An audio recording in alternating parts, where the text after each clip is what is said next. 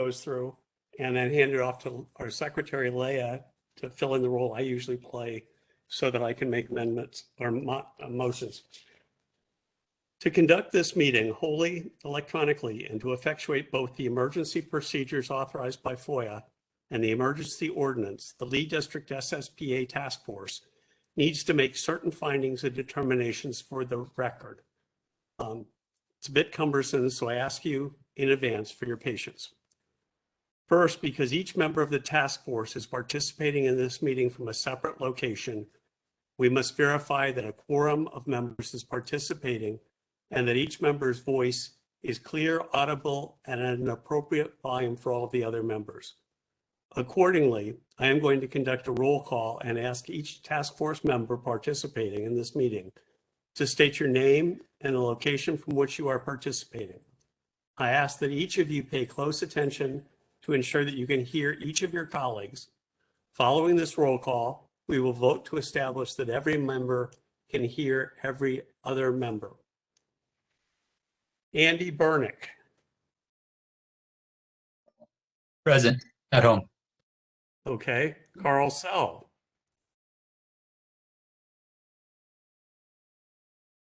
Carl, are you there? Here. Where are you? Hear me? Home. We didn't hear that. Okay, great. Carol Allen, Carol Allen at home. Cindy Potter, and she told me she may be late. Don Tennant.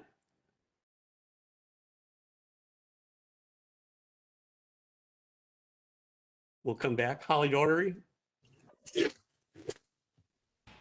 Hi, Tom. I'm here at Rose Hill. Okay, thanks. Jane Kelly. Hi, I'm here in Hawthorne. Okay. Jeff Safell. Yeah, Jeff Safell at home with Sona. We're here. Jim Drinkard. I'm at home in Springfield Estates. Thanks. Jim McCracken. At home in Virginia Hills. They're in the cookie jar. John Tomko.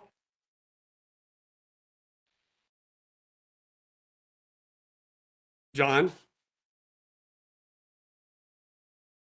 Tomko, are you here? We'll come back. John Agadden.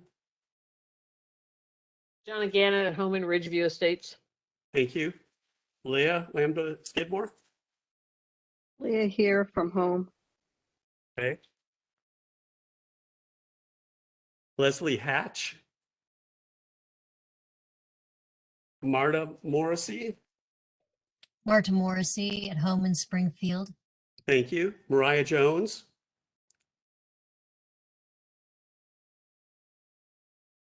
Mariah Jones. Pamela Pineros. I'm here at home. Rand Pixa.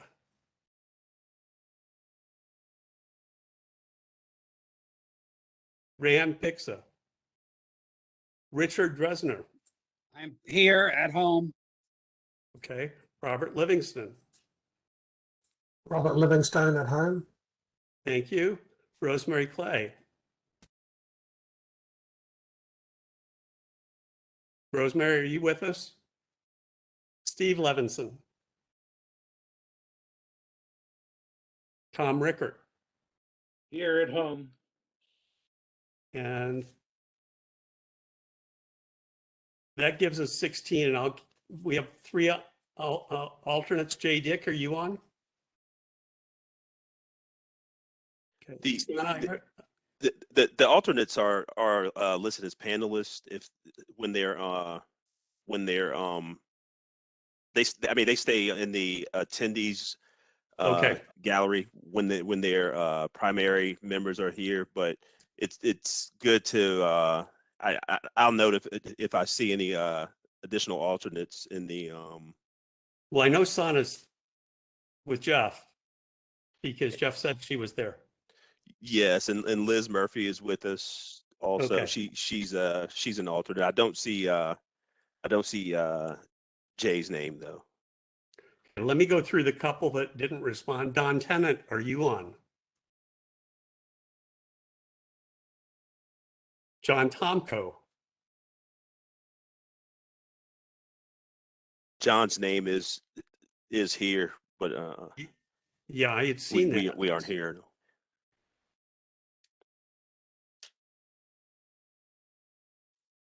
John, are John, you with us?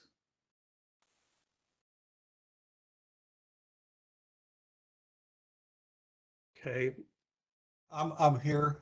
I was having problems Okay. with my mouse, thank you. and I'm from home.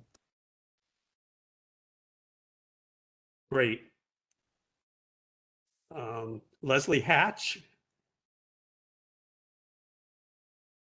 Mariah Jones. Rand Pixa.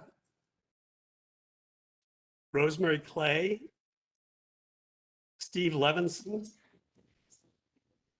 Okay. Okay, Andy's here.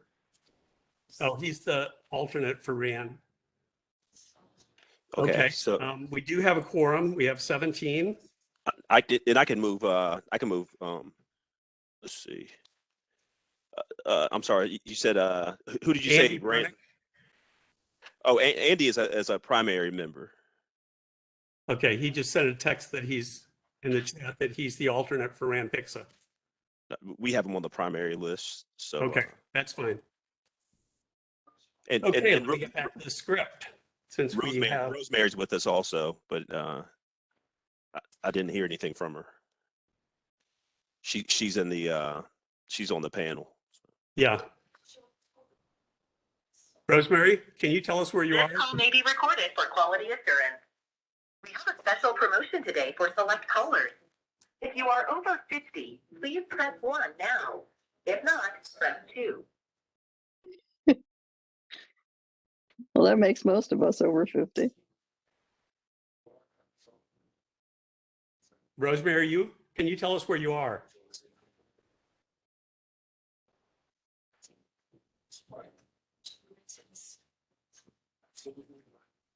Okay, at this point, I'm going to pass the gavel. I'm sorry, Tom. Steve Levinson just called me. He is part of the panel now too. Okay. Well, who knows? Good God. So he should be able to hear you. If you Hey, Tom, Yeah. I appear to be a little bit late. Apologize for that, but I'm here. Okay. Well, we have a good turnout. We have 19. Leah, I'm going to pass the gavel on to you. I have a couple motions to make.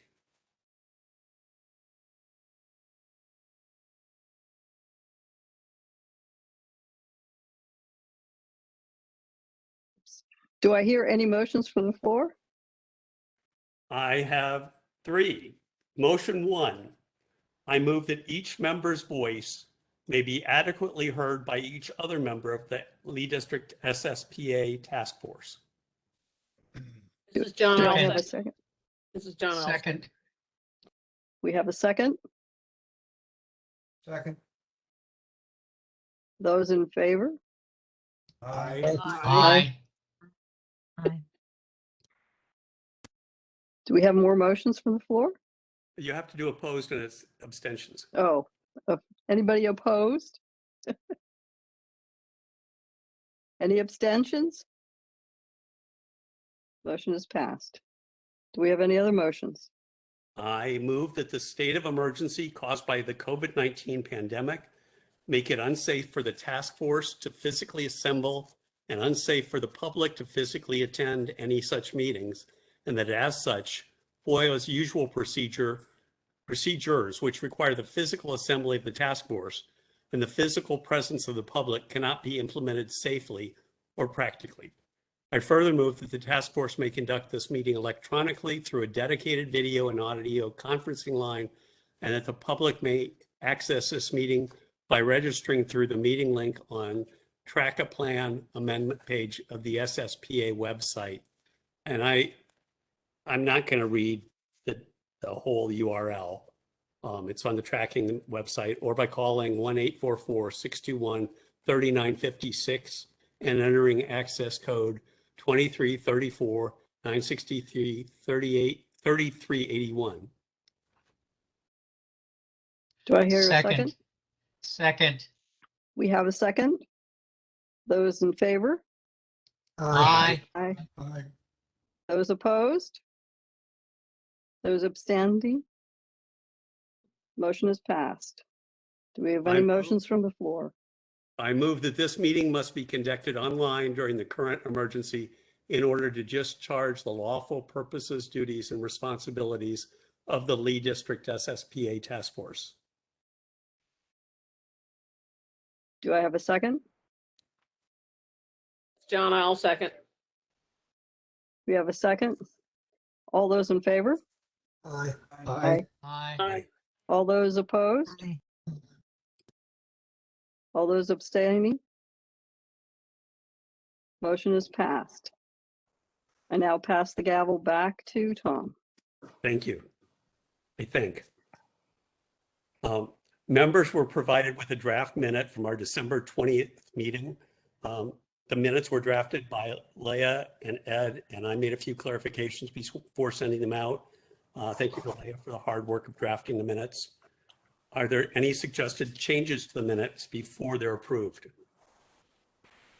This is John. I just saw one very, very minor, I guess it would be mechanical error. There in the middle of them, there was this statement that said, change the below comment, update the below discussion. And it looked like it was a holder and didn't get taken out. Halfway down. What page? Okay, wait a minute. Let me go Because I thought I took that out. after it was sent or before. Yeah, before it was sent. Wait a minute. In the copy that I got from you, wait a minute, let me open it here. I'm sorry. Page 2. Page Okay. 2. It's about halfway through the whole. Yeah. Do you see it, Leah? Yeah, it's just above task force discussion. Oh, okay. Yes, it's like a heading. Yeah, rewrite below discussion. Yeah, I got it. I thought I'd taken it out. Thank you for It's that. very small, but that's Yeah, all. no, that's fine. I can take that out. And John Tomko, you had a couple of changes you communicated to me about today. Yeah, one was the numbers of the participants, but you and I worked that out. The other one was the time that the meeting started and the time that the meeting ended. We're not on the minutes. And I was able to go back to look at the YouTube video of the meeting, and it lasted a minute, an hour and 44 minutes in some, if I remember correctly. So we will modify the minutes to show that they started at 8 and at 7 and ended at 8:45 if there's no objection. Can I ask the why question? Why is that necessary?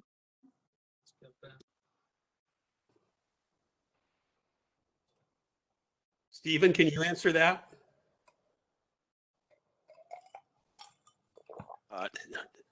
I'm not sure.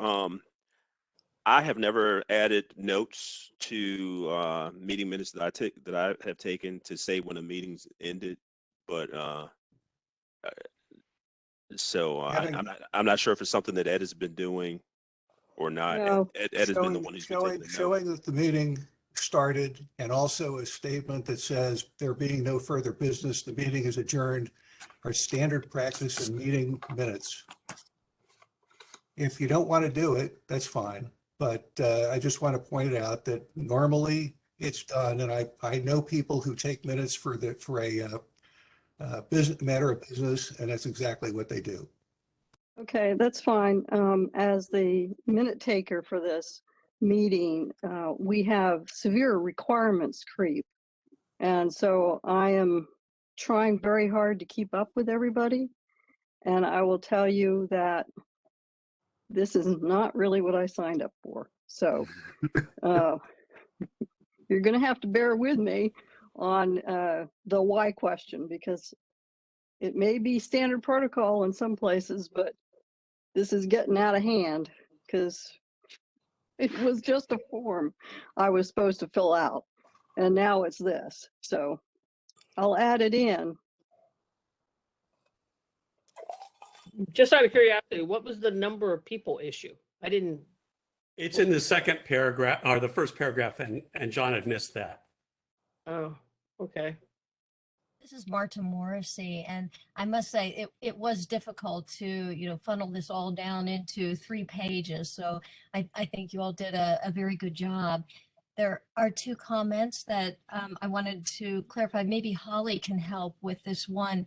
On the second page, just above where it said the rewrite below discussion, I think that might be the Greater Mount Vernon Springfield Chamber of Commerce was briefed, because I don't think the Springfield Chamber of Commerce is really functioning right now. Is that right, Holly, that it was Greater Mount Vernon Springfield Chamber of Commerce? So actually, both of our organizations received briefings. The Springfield Board of Directors and the Mount Vernon Lee Board of Directors each received briefings on this issue. And thank you.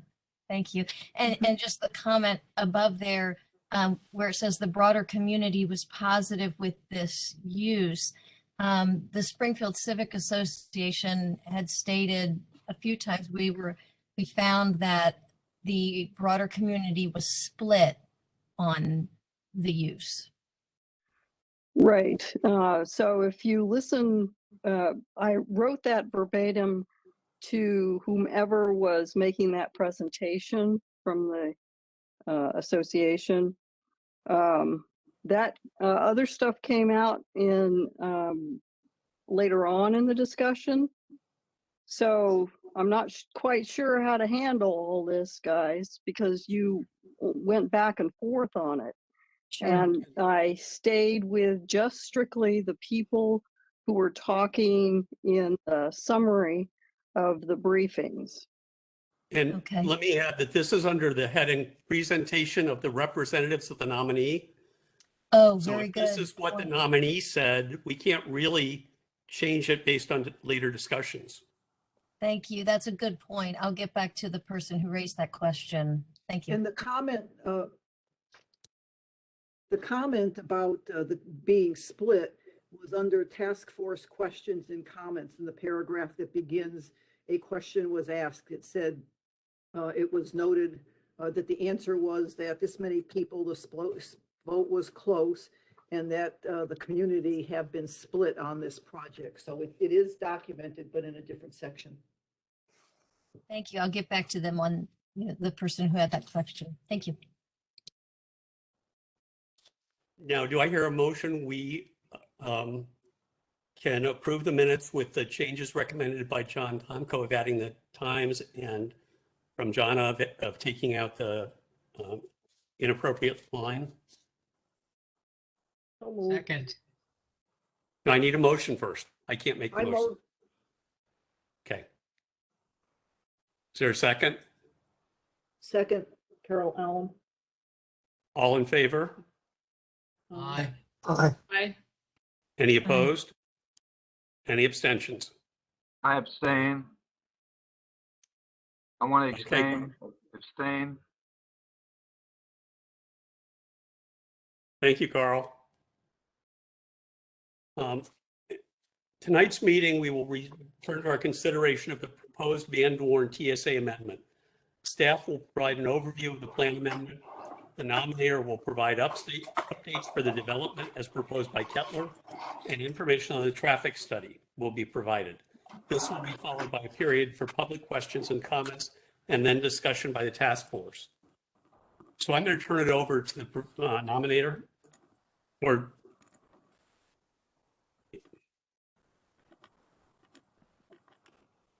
or is it the staff? Oh, it's Tom. Hi, this is David Stinson, staff. I'll start by providing an overview of the other nomination, and then we can turn it over to the nominators if that's okay. That's fine. And Okay, can everybody move?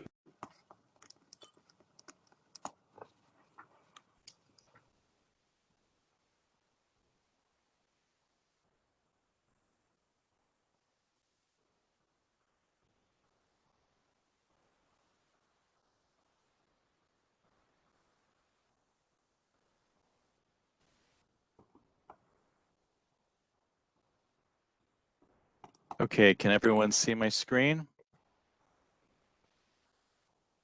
Yes. Yep, we can see it. Great, wonderful, thank you. Hello, again, I am David Stenson with the Fairfax County Department of Planning and Development. Also in attendance this evening are Clara Johnson, Mike Linsky, and Steve Waller that are also from the Department of Planning and Development, and Arpita Chatterjee and Tom Burke from the Fairfax County Department of Transportation. Additionally, Grady Vaughn from Wells and Associates, the consulting firm that conducted the transportation study, is also attending this meeting this evening. At this evening's task force meeting, we're going to resume the discussion of the plan amendment for the Vandoorne transit station area. We last discussed this plan amendment in June of July of last year. However, the task force discussion of this plan amendment took a hiatus due to the change in ownership of one of the properties that was part of this study. This change of ownership delayed the transportation study. We're going to start this evening's discussion with an overview of the plan amendment to provide a reminder of the details of the study to everyone in attendance this evening. Then representatives of the property owners that are part of this plan amendment will provide an update of their proposed developments. After the updates from the representatives of the property owners, Arpita Chatterjee from the Department of Transportation will present to the transportation study. This will be followed by a question and comment session from the public and the task force. We will close the meeting with an overview of the potential next steps and the task force schedule moving forward. We'll start with an overview of the plan amendment. As previously stated, the task force started the review of this plan amendment in June of July of 2021. This plan amendment originated from 2 South County SSPA nominations that were reviewed by the Lead District Task Force. The Lead District Task Force and the Planning Commission recommended to add these nominations to the work program. Because both nominations were comprised of adjacent properties, they were combined into one study, which resulted in the Vandoorne Transit Station Area Plan Amendment. At the previous task force meeting, staff reviewed the county transit-oriented development policies, or TOD policies, existing conditions, current comprehensive plan recommendations, public facilities, the environment, and surrounding influences. We'll provide further analysis of these topics at the next task force meeting in March. As stated previously, one of the properties that is part of the study was sold to a new owner. The property that is under new ownership is the 12.5 acre parcel located at 5605 Oakwood Road. The sale of this property also resulted in the delay of the transportation study, as stated previously. Before you is a timeline of the history of the Vandoorne Plan Amendment and the proposed schedule moving forward. Last summer, we reviewed the existing conditions and impact analysis with the task force. Over the fall and this winter, staff coordinated the transportation study with the existing and new property owners and transportation consultant, and staff will present the results of the transportation study this evening. Over the next few meetings in March and April, staff will review and provide analysis of the information presented to date, and we will work with the task force to develop land use recommendations. After staff and the task force had developed recommendations, the staff report will be published. The recommendations in the staff report will then be presented in public hearings to the Planning Commission and the Board of Supervisors. Now I will provide a brief overview of the subject area of this plan amendment for those of you not familiar or have forgotten. The subject area of this plan amendment is highlighted in orange and yellow on the map. The area highlighted in orange consists of a collection of parcels fronting both sides of Oakwood Road and an area designated as Land Unit D. The area highlighted in yellow is located in Land Unit E. All of the parcels located in both land units are either vacant or contain various commercial and industrial uses. The current comprehensive plan recommendations for the parcels highlighted in orange recommend a base level of industrial and office use up to an intensity of 0.25 floor area ratio, or FAR, for the north side of Oakwood Road and 0.5 FAR for the properties on the south side of Oakwood Road.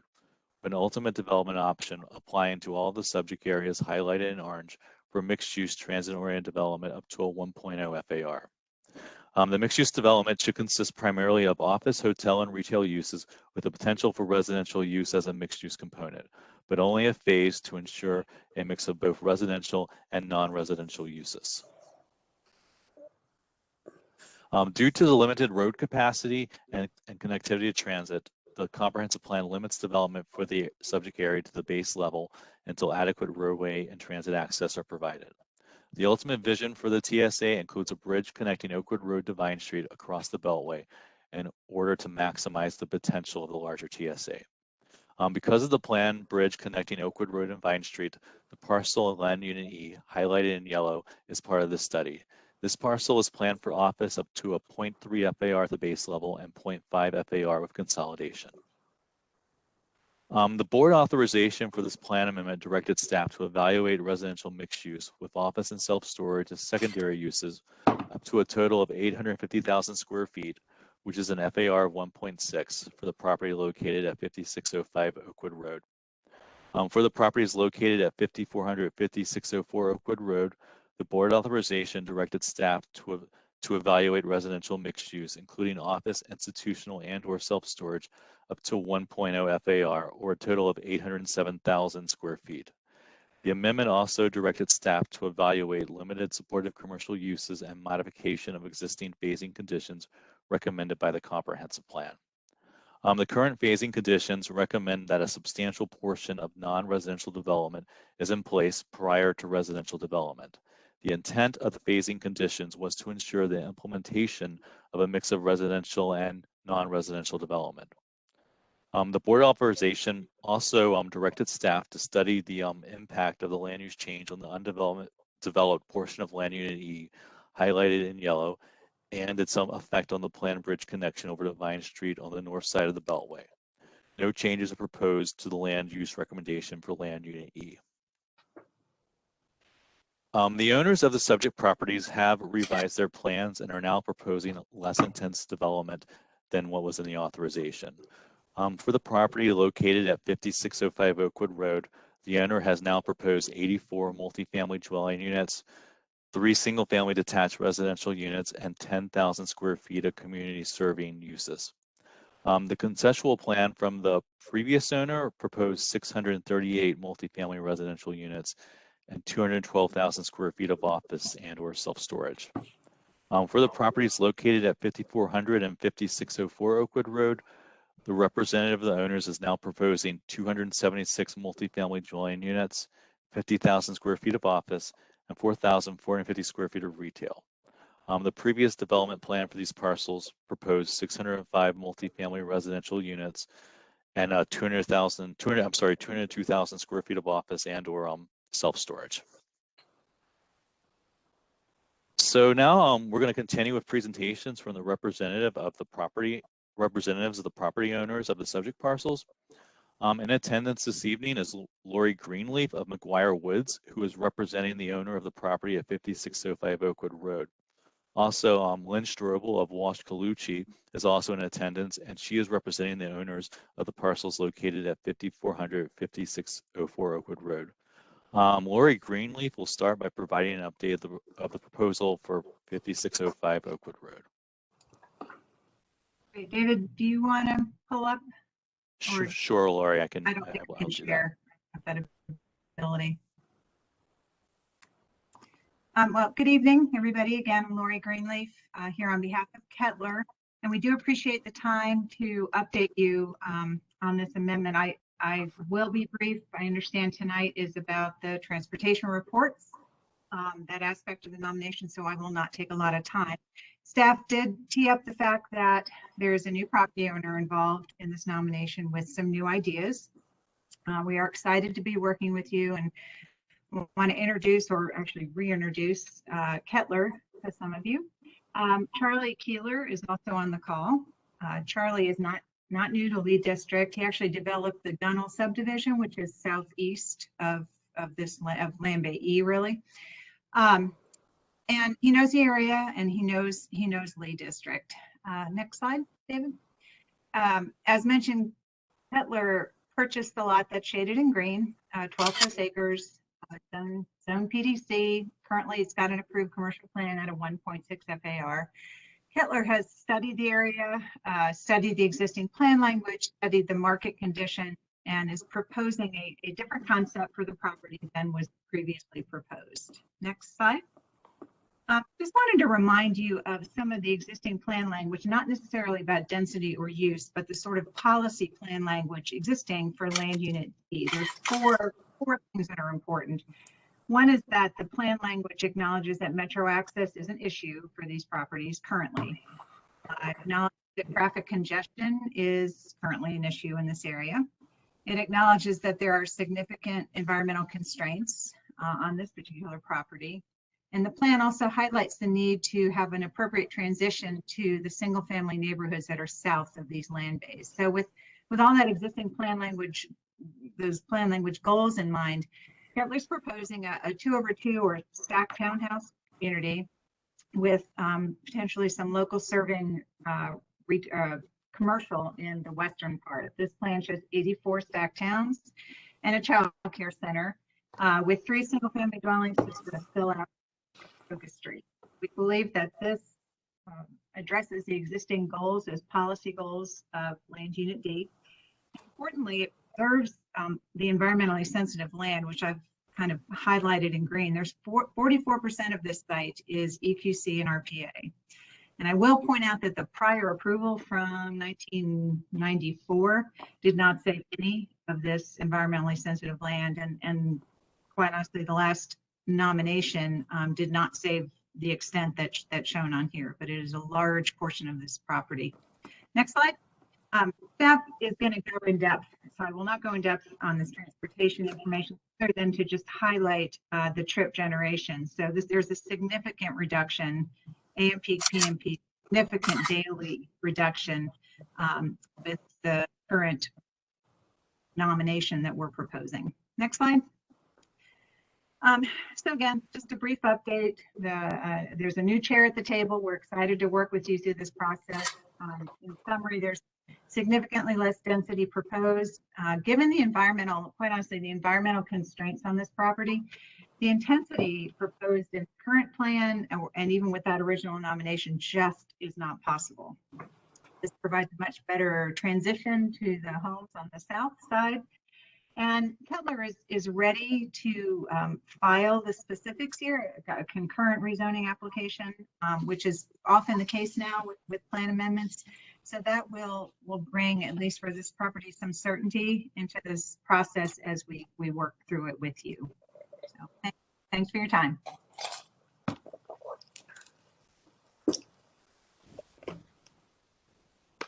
Thank you, Lori. And next we're going to go to Len Strobel. And Len, do you have a presentation? I do. Would you be able to let me share?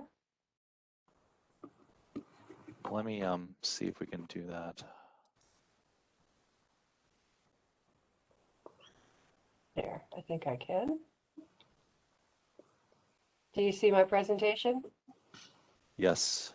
Great. There. Well, thank you very much.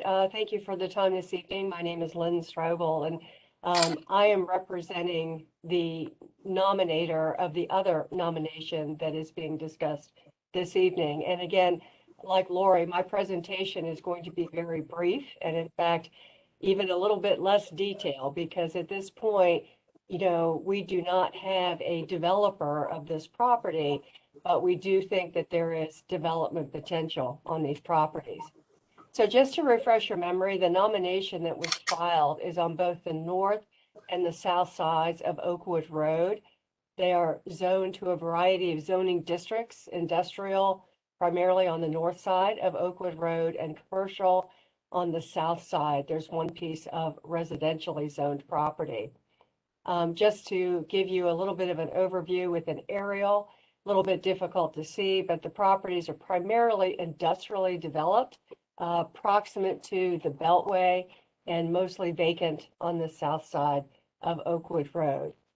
So you may recall that when we filed this nomination, we had proposed a residential mixed-use development, but it was up to a 1.0 FAR, which was consistent with the recommendations of the plan, but the plan did have some specific phasing requirements. So we were asking that that phasing requirement be removed.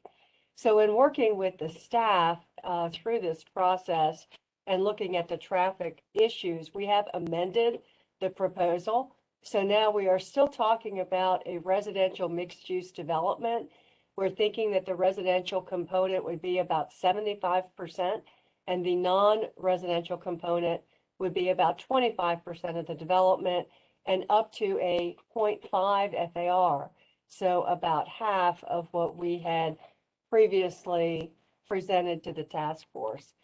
So just to reiterate, I think some of the things that have been discussed already this evening, we think that this is a real opportunity to comprehensively evaluate and plan over 18 acres on our site and about 12 acres on the other site. So it's really a good amount of land that is proximate to the Vandoorne Metro Station. And the comprehensive plan amendment that is being proposed includes both nominations and a single analysis. I will acknowledge that the other property is a little bit further along with a development plan, but we still think that, this property that's a little bit further down Oakwood Road should be comparably planned. So of course, we know that one of the most important considerations is evaluation of traffic, and I won't go through the details of that. I think that that's for Fairfax County and our transportation consultant to review. But we do think that this is going to have a positive benefit by greatly reducing the amount of traffic that would be potentially generated under the existing comprehensive plan. So we think that this will be an overall positive. So that's really all I wanted to share, David, and I appreciate your time and the task force time. Thank you. Thank you, Len. All right, the next phase of the meeting this evening is the transportation study, and Arpita Chatterjee from the Fairfax County Department of Transportation will be presenting that. And Steve, if you can make me the presenter, I could share the presentation. Thank you.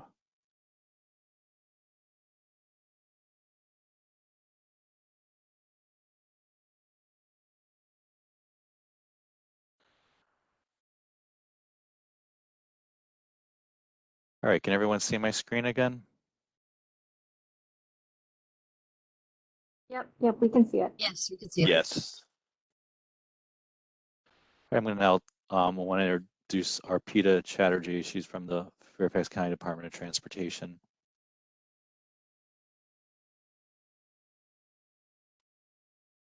Arpita, are you here? She's muted. I'm not sure. She's having audio difficulty.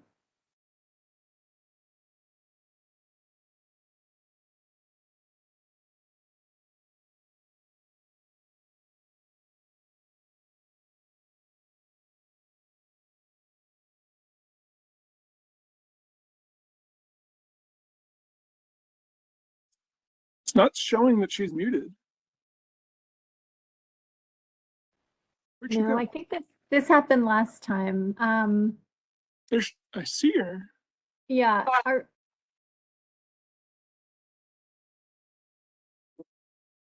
Arpita, I don't remember if you went to audio and video last time to change your setting in the upper or left area, or if you go to your mute and for audio options.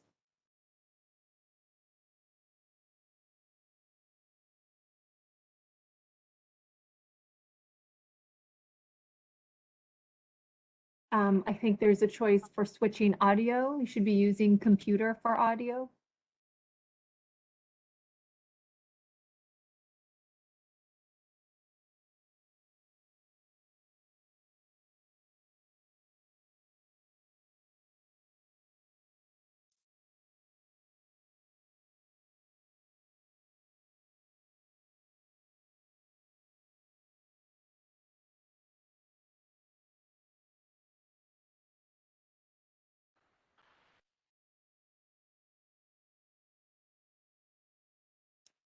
Yeah, Well, if she's still having issues, I can get started. And Arpita, if you can hear me, if you do fix your audio, you can let me know and I can see give the reins back to you if that's okay. That work for everyone? Yeah, thanks, Tom. Sure. My name is Tom Burke. I'm a senior transportation planner with the Department of Transportation.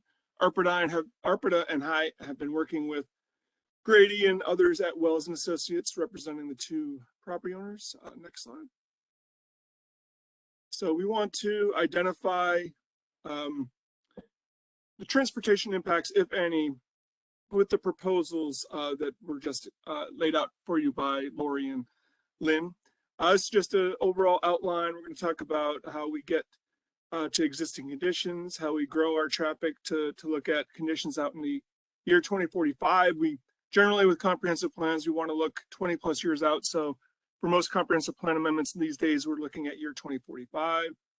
We're going to look at what it looks like, what it would look like if the plan doesn't change, and then what it would look like if the plan does change as proposed. And then we're going to give you some conclusions. Not listed here. We also will have some notes about the bridge connection between Vine and Oakwood. We have some recommendations there too. And then we have at the end, there has been some interest from the task force and bike ped, and we want to provide some insight into what recent planning efforts and hopefully future implementation and construction, some bike and ped improvements, but I will get into that a little bit later. So next slide. Again, this is a slide I think we shared with the task force earlier when we talked about existing conditions and how our transportation analysis works. But we always start with existing conditions. We have some traffic data along South Vandoorne that we or that Wells collected, the nominators collected. We look at existing conditions, then we use our traffic models to grow out to the year 2045, what it would look like then for comparison. And then we look at what the future would look like if the proposals were actually to be approved by the board at some point in the near future. And we make our final recommendations. So next slide. This is another slide that I think we may have shared with you. Quite often when you deal with traffic analyses, you deal with the level of service. It's been the standard practice and the industry standard for the metric that's used. It's based on how quickly cars and how much delay cars have going through intersections. You can see there's two columns. The left column is signalized intersections. The right column is unsignalized intersections. We do have one intersection in the study area that we'll show in the next slide that is unsignalized, at least for existing conditions. Sorry. But yeah, I just wanted to say that the level of service D is the countywide standard in the comprehensive plan, but level of service E is noted as an acceptable standard for the Vandoorne transit station area, as it has been identified in several other activity centers, Springfield, Richmond Highway, Lincolnia. There's basically the activity centers where the most residential and employment is happening, especially if nearby transit, like a metro station. We have changed the level of service standard to E because generally a little bit more delay is generally acceptable when you're in a multimodal area where there's a lot of bicycle, pedestrian, and transit activity. Next slide. Like I said, we went out, or I keep saying Wells went out and did data collection at the 4 intersections shown here on the map and listed in the text. We looked at Franconia Road, which I think everyone knows is a problematic intersection today, and we'll show you how it kind of continues to be in the future. But we really wanted to focus on Oakwood Road, the I-495 ramp intersection to the north of Oakwood Road, and then the Vine Street intersection just to the north of the Beltway. Next slide. So we plugged in the traffic data, or Wells plugged in the traffic data that was collected into a model called Synchro. It's another industry standard that's used throughout the country to evaluate operations, traffic operations, levels of congestion, levels of delay and queuing, how long lines of traffic are to get these. So these are existing conditions, so they are estimates using the model. And as you can see, we're showing that today traffic at the intersections at I-495 and Oakwood Road are in pretty good shape in the morning and afternoon peak. And like I said, the Franconia Road intersection is failing today pretty badly with delays in the morning, especially approaching 2 minutes per vehicle. So it's delay per vehicle. We look at the overall intersection. So like everyone going through the intersection, east, west, north, and south, we give an overall level of service based on that delay. We also do look at the individual movements. We can get all the way down to the eastbound lefts and the northbound throughs and the southbound rights. And we can take a look at everything. But today we're going to focus on mostly on the overall, but we do have some notes. You can see in the notes on the left, 495 intersection, for example, is operating pretty well overall, but the side streets and the main line lefts generally do incur longer delays and queues as and the stop sign control at Vine Street and McGuinn Drive.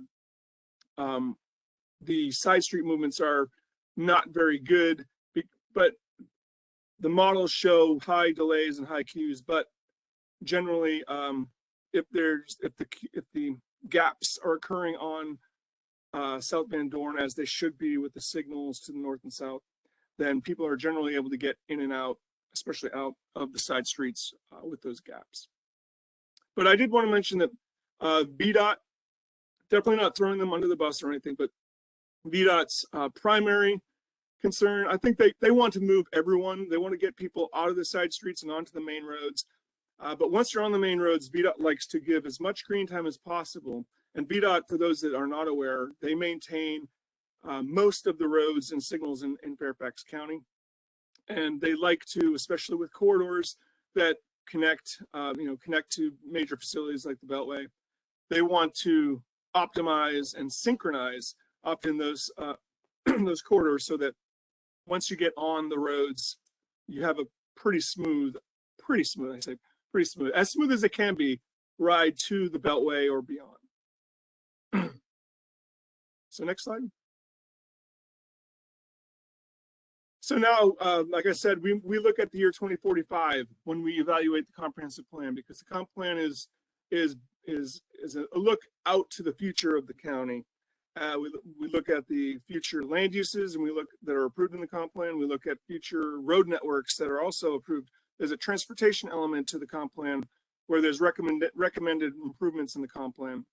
Kind of pair those up.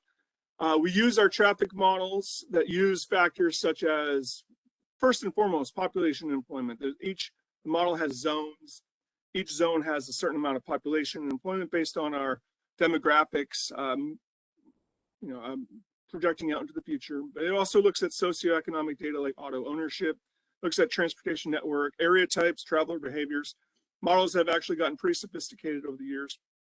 And we're able to project year 2045 data, traffic forecasts, and we compare those to existing to get growth rates. Next slide. That's how we get to the year 2045. Next slide is talking about trip generation. A lot of you are probably aware. I think we've talked a little bit about this, but trip generation is how we contemplate how many trips a site might generate based on a land use proposal. We use national data from the Institute of Transportation Engineers. We use their average rates and or formulas, fitted curves to determine what the future traffic levels might be from a site given how many square feet of office or how many residential units or how many hotel rooms, etc. But other factors also include neighboring land uses, proximity to transit, and transportation demand. So if you are strategic about how you lay out your land use and you have a good mix of land use with residential and employment in close proximity and retail, so everyone can, you've probably all heard, live, shop, and play. Live, work, and play in the same place, shop in there too. But the more strategic you can be with land use, you can also reduce that trip impact if you're being strategic and getting a good sync. You're getting internal people not necessarily leaving a site if they don't have to. Next slide. So if the comprehensive plan were realized the way it's currently planned, these are a lot bigger numbers than what Lori and Lynn presented earlier and what David mentioned. This is if the current plan option were to be constructed as currently planned. You've got nearly 500 dwelling units. You've got over 300 rooms of hotels, over 500,000 square feet of office, and quite a bit of retail. And this is the trip generation using that Institute of Transportation Engineer data based on national case studies. This is the potential trips that could be generated based on that current plan. And when we plug that in to the network, the future network, next slide, we come back to the levels of service and the delay and what would happen to those intersection operations and the traffic flow. First, I want to mention that there is a proffer. There's a site at the Vine Street. It's actually on the west side, so on the McGuinn Drive side. I believe it's Select Auto, but there might be another site over there too. They've actually proffered a contribution towards a traffic signal. So we are thinking that by the year 2045, that intersection would be signalized.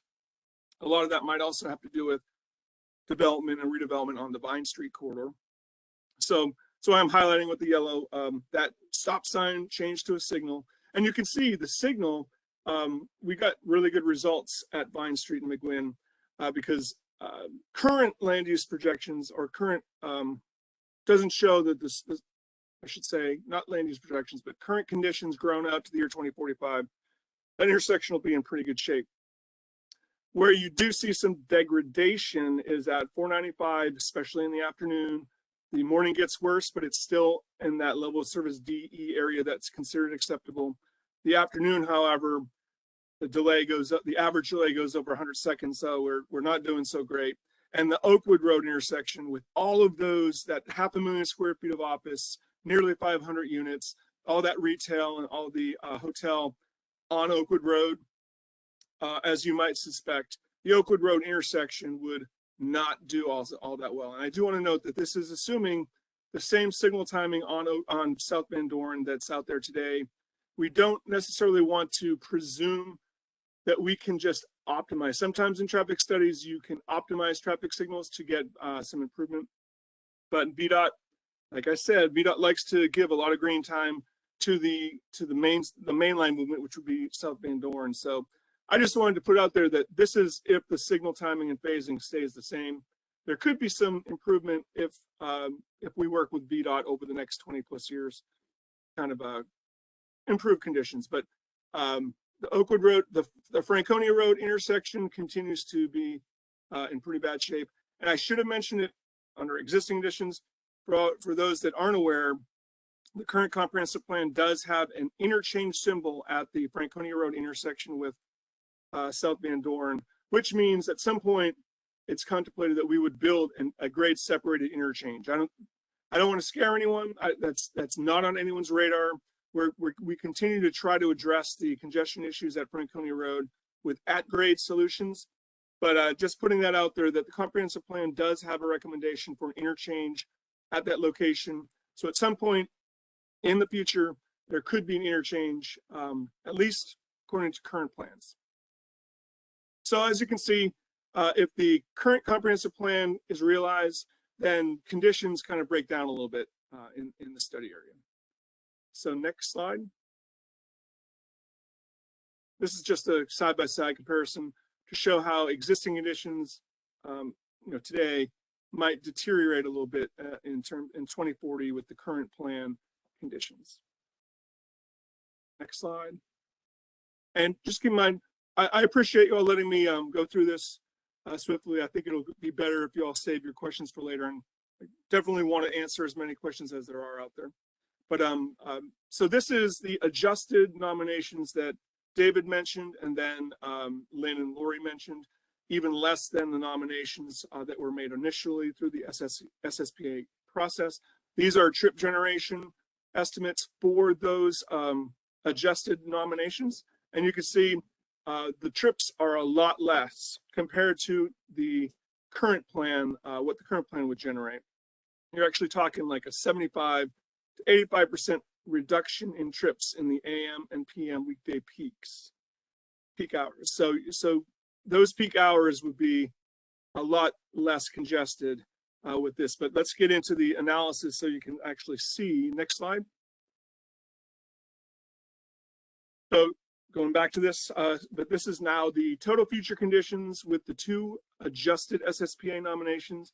You can see that the Vandoorne I-495 The PM, while still not, at that countywide LOSD standard, it is at LOSE, which is considered acceptable for the Vandoorne transit station area. So we are within standards for the 495 ramps, and the Oakwood Road intersection is working a lot better. And that's, if many reasons, but the main one is the development on Oakwood Road is going to be significantly less than what the current comp plan allows. So, hence or therefore, the operations at the Oakwood intersection and South Vandoorne would be a lot better than if the current plan were realized. And again, Franconia Road intersection, we definitely know that it's an issue. It's something that we and VDOT have been trying to address over the years. It's proven to be a difficult intersection. We definitely don't want it to be an interchange anytime soon, but as mentioned, it is currently planned to be an interchange. So hopefully at some point, maybe we can fix the congestion issue at Franconia Road with an interchange, but that isn't really up to this, up to the nominations at hand today. But because the nominations don't, they make it a little bit better, but you can see it's still in pretty bad shape. Next slide is a comparison of the existing baseline, which is the current plan, and the total future. You can see 495 gets worse and then gets better based on the lower development program and lower trip generation on Oakwood Road. The Oakwood Road intersection definitely gets a lot better. So next slide. We just wanted to, and this isn't the end, but we wanted to put a slide in at this point to wrap up the proposals at hand are a lot less than what was proposed with the initial nominations. And I believe the initial nominations would have probably resulted in reduced trip generations as well. But now we're, like I said, at 75 to 85% less trips than what the current plan allows. We're meeting the LOSE or better standard for the transit station area, with the exception of Franconia Road. And ultimately, that intersection is planned to be grade separated. I think we'll continue to do everything we can to extend the life of the at-grade signal, but it is one of a number of intersections in the county that we are struggling to keep working at a reasonable operation. In the future, the nominations will result. And actually, I did want to mention that the results with the proposed nominations or adjusted nominations, you almost get back to, you don't quite get back to existing additions, but it's always great when you can look 20 plus years out into the future and have operations at the intersections that are at or near what you're experiencing today. So next slide. So we did work with the applicant as well. The authorization for the SSPAs did say that we should look at that bridge. And if you look at the graphic on the right, the vertical, the 90-degree line across I-95, that is a bridge that would connect Vine Street and Oakwood Road. It's in the current comprehensive plan, and it will stay in the current comprehensive plan. The Oakwood Road proposals definitely do not trigger the need for that bridge. Again, the reduction in trips, it's making the Oakwood Road intersection with South Vandoorne work a lot better than it would have otherwise. So we are not, at this point, putting the bridge on the applicant. I should say the one thing we are asking, or will be asking the applicant at this stage and through the development, the entitlement stages, the rezonings, is we need to make sure that that bridge is accommodated and remains a feasible option for the future. We think that when Vine Street, we did an analysis with the applicant where we assumed Vine Street redeveloped at its current comprehensive plan build out levels, and it kind of blew things up a little bit. The intersection of Vine Street, even signalized, the intersection of Vine Street at South Vandoorne operated pretty poorly, and the Oakwood Road intersection dropped down to LOSD. It still met standards, but bottom line out of that analysis was we still see the need for the bridge. Not that we were going to remove it as part of this effort, but the bridge is still needed. And the bridge does offer benefits to both sides, especially from a multimodal perspective. I think there's been a lot of discussions at this task force about how it would be great if we could have a bridge to Vine Street as an easier way to get from this area to the metro station rather than going all the way back out to the Oakwood intersection, which, as you know, kind of winds to the south and west. So next slide. So before we left you tonight, we just wanted to make sure you all knew that we were and are working with various regional transportation entities on improving biking and pedestrian use in the area. Back in 2015, there was a study that that WMATA, the Metro, did that looked at enhancements to the pedestrian and bicycle network in the area and connections to the neighborhoods, especially to the southeast, and just making it easier to get from this general area up to the Beltway and beyond to the metro station.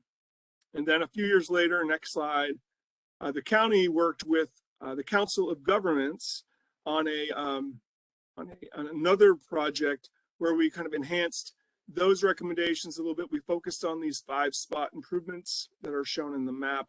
Again, like I said, we're trying to ensure that we're making connections, and I should very definitely clarify, these are strictly bicycle pedestrian connections. So if anyone in the neighborhoods to the southeast see these lines and these spots, these would only be bicycle pedestrian type improvements, because we want the people in the stable neighborhood residential areas to the southeast to be able to get to the metro more easily as well.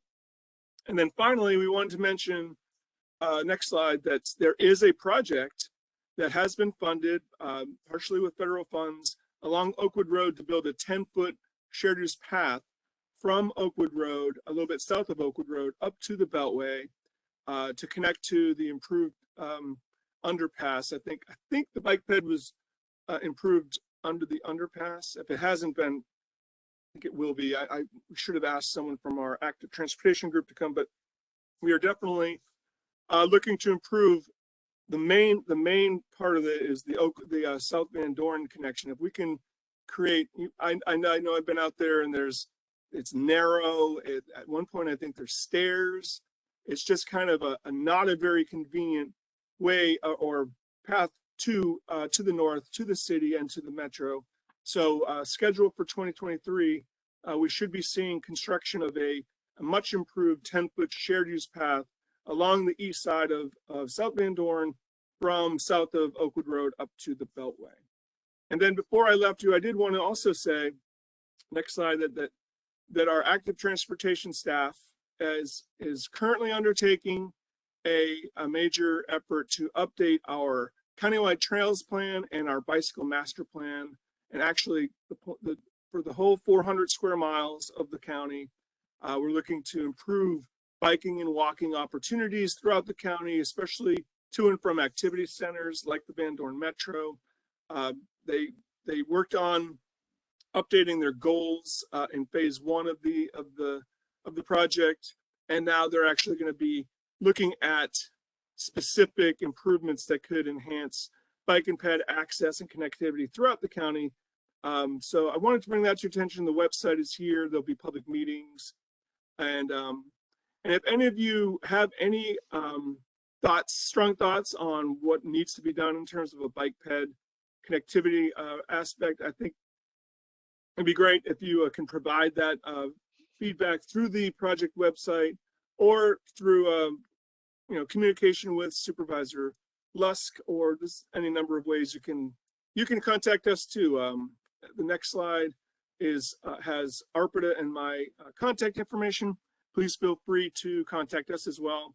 If there's any concepts or projects or improvements that you think are really important, you can let us know and we can coordinate with Supervisor Lusk's office. Ultimately, and I neglected to mention this, but prioritization and funding is ultimately what is going to get projects built. And being 400 square miles with a set budget for bicycle pedestrian improvements, the money is pretty much spent for the next several years, but there will be a point in the future where we update our revenues and update our funding and prioritizations, and the Board of Supervisors really is at the top of that chain in terms of identifying priorities and where money should be put for improvements. So sorry, that went a little bit longer than I wanted, but I hope I got some information out there, and please, by all means, ask any questions that you might have.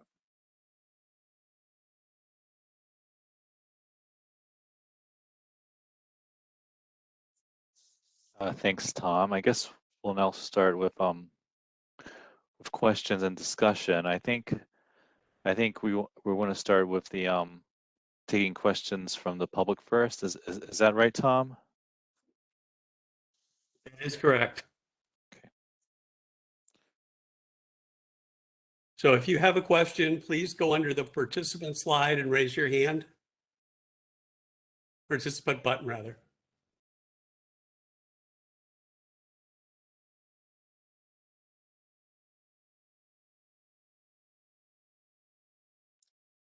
I don't see any hands. Oh, there's one. Randy Davis, I see your hands raised. Yes, and he's been unmuted. Oh, actually, it's Karen Davis. I have a question. During what period of time, what were the dates that this traffic study was done?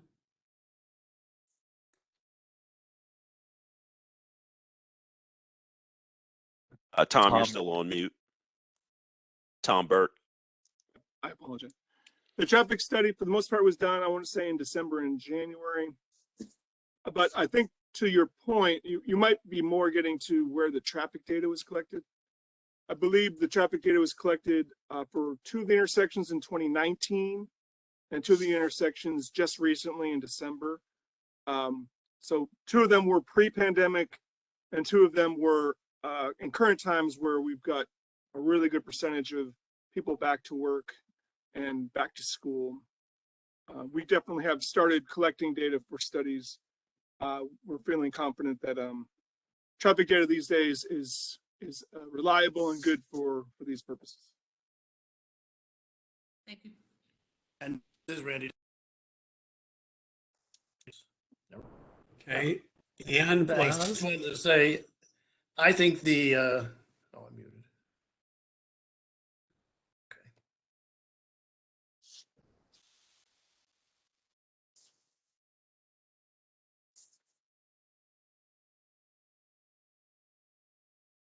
Anne, your hand is raised. Hi, I was waiting for the unmute button. I have a couple of questions about the traffic study. First, is the full traffic study available for us to review, for the public to review somewhere? I believe we can make it available. We wanted to finish our review and assembling the presentation for this evening before we made it available. But if Grady, Lynn, and Lori don't have a problem with it, I think we can share it. Okay, thanks. That will help me focus on the details that I'm curious about. I have a few more questions. Can you describe more about the northbound, southbound traffic? And I don't know if maybe I'll be able to see that in the study, but can you describe any more about that on Vandoorne? The differences in times and delays between northbound and southbound. Well, I think you have a lot more traffic on South Vandoorne. You have a lot of people going into the city of Alexandria. You have a lot of people trying to get to the Beltway in order to get into the DC core. So as I was mentioning, and I'll let Grady speak to this too if he would like, but I don't know the exact breakdown, but the bigger bulk of the traffic is north-south on South Vandoorne, which kind of goes to what I was talking about with VDOT's mission to serve those bigger volumes of traffic. And I don't want to villainize them in any way. They do not leave the side streets out to completely suffer, but every now and then I think for the most part they're giving a lot of green time to the higher volumes, which in this case would be South Vandoorne. Develop Kingstown. Alley. And one last question. Can you describe more about the Oakwood to Vine Bridge, and what would trigger that being needed? So, so the Oakwood to Vine Bridge, with the newly proposed adjusted SSPA nominations, you definitely don't have a need.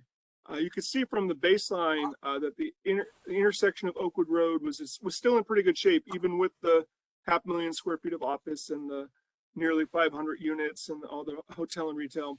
So it was probably getting close to the need for a bridge, but it still wasn't triggering. So there are new proposals which go in the downward direction in terms of trips, definitely kind of delays the need for the bridge. We believe that based on current approved land uses in the Vine Street corridor, that if that were to come to fruition and Vine Street were to develop as it's currently planned, that at that point in time, the Vine Street intersection with South Vandoorne would kind of start to break down, and the bridge would be necessary to kind of give the whole TSA more multimodal access to. It's also important to note that the bicycle pedestrian connections that it would also provide, but vehicular would be important as well. So I think it's pretty safe to say that you probably wouldn't need that bridge until Vine Street redevelops. How would that, so for instance, right now, that's all privately owned land. So how would Department of Transportation identify where to put the bridge? I just don't know how that works. So at least on the Oak, let's start with the Oakwood side. Oakwood, the two properties are looking to change their land use, and then the next step would be to go to the entitlement phase where they would actually do their rezoning. And it's at that point in time that the county would say, hey, there's a bridge. We're not saying you have to build a bridge, but you have to make sure that the bridge is accommodated. So at that point in time, we would envision the applicants working with county staff to make sure that that bridge concept remains feasible. And in terms of the Vine Street side, might get a little more complicated. If they were to ever come in similarly to change their land uses, then that's when we probably would have an opportunity. But I think the linchpin is that it's in the comprehensive plan. So even at site plan, even if they did something on the Vine Street side that didn't require rezoning, I think at site plan we still would be able to talk to them about accommodating that bridge. But I don't know if that's answering your question, but I think there are measures in place at different steps along the way with the Oakwood developers and the Vine Street developers where we can kind of ensure that that pathway for the bridge remains in place so the bridge remains feasible and accommodated. Thanks. Yeah, that really helps me a lot. Appreciate it. And that's all the questions that I have. Thank you. I don't see any other hands up from anybody. If any task force members have their hands up.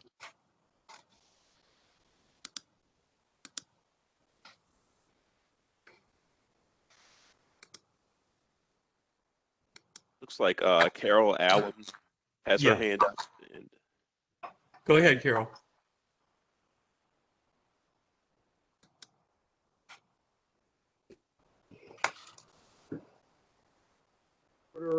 Of Brooklyn, Bush Hill have properties that share a boundary with the south side of Oakwood. So these applications are of significant concern to us. And I have a couple of questions with respect to the traffic studies. In looking at them, we're going from a commercial development to a residential development primarily. With a smidge of commercial, which would change the daily trips. But the traffic studies show us the daily trips from Monday through Friday, AM and PM peak. What they don't address is what the difference is on the weekend, because the traffic with residential will be, the additional traffic will be in our community 7 days a week. So it doesn't show the impact on that. So I was just wondering if there's, if any of that gets taken into consideration. Well, typically the weekday AM peak and PM peak are where you get the biggest bursts of traffic and you have the highest levels of congestion. So if we evaluate the AM and PM peak during the weekdays when you have the most traffic and you mitigate for those conditions, then you're also mitigating for the middays, the evenings, and the weekends when there's presumably lesser traffic. That makes The sense. difference is you've got commercial properties. These are, and the one 5605 is approved for 850,000 square feet of office, which is traffic, people who will be in our community Monday through Friday. They won't be there Saturday and Sunday. We're looking at adding several hundred dwelling units to the community that will be using the neighboring streets 7 days a week. And I don't know if you've done your studies, what you did the AM and PM peak. Did you do any traffic studies on Vandoorne on Saturdays or Saturday mornings from Vandoorne going from Franconia to Edsel Road in Alexandria can take 30 to 40 minutes on a Saturday. So and what you're doing is adding to that traffic load. So I don't know if there's any way to get a sense of what that does, because it will have an impact. I mean, short answer, we did not do a weekend analysis. We believe that the biggest impact or biggest congestion times were AM and PM peaks of the weekdays. So that's what we focused on, which is pretty typical. You mentioned the hundreds of thousands of square feet of office. That's in the baseline. That's in the current plan. So we did analyze that so that we had a point of comparison, but we didn't mitigate for it because the proposals at hand are the ones that Lori and Lynn spoke to. So I'm not trying to dodge your question, but we didn't focus on mitigating what's currently in the plan. We focused on the impacts of what the proposals would bring. Right. We appreciate the fact that these proposals will lessen the impact over the current plan during our commute time during the week, but it doesn't address concerns on the increased traffic congestion on the weekend. Hey, Tom, this is Grady Vaughn with Wells and Associates. If I could jump in here for a second. Sure. So just speaking quickly to the differences between the weekday and the weekend, based on a comparison to the previous approval, which I think was in the 1990s for one of the sites, that was almost totally office, up close to 1 million square feet. But when you compare both proposals to the plan potential on the site, the residential density actually decreases in addition to the other office uses that are in play. So both plan potential options actually have more residential on each site.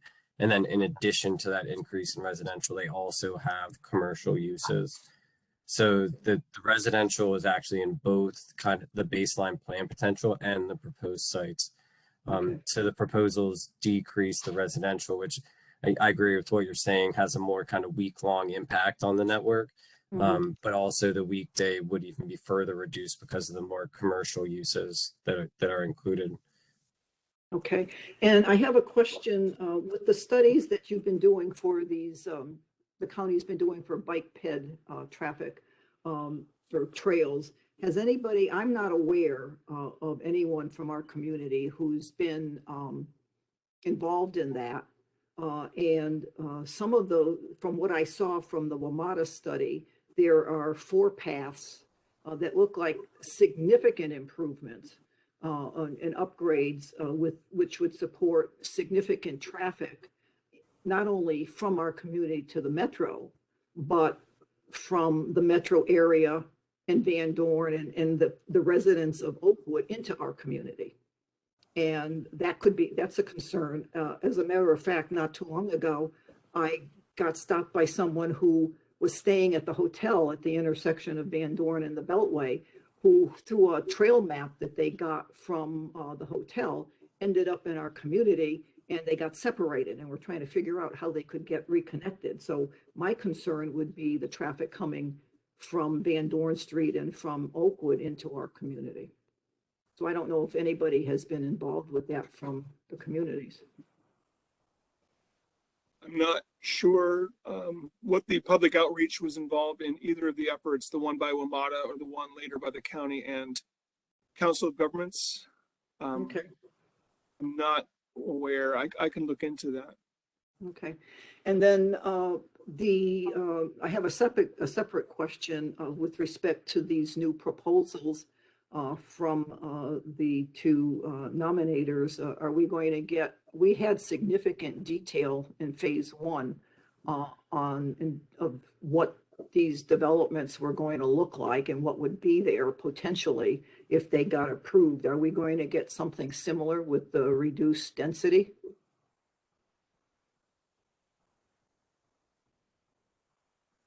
It's Clara, and I'll let the nominators speak for themselves. They probably have a better idea of what they, how far along their thinking is, and I think they shared some of that in their presentation.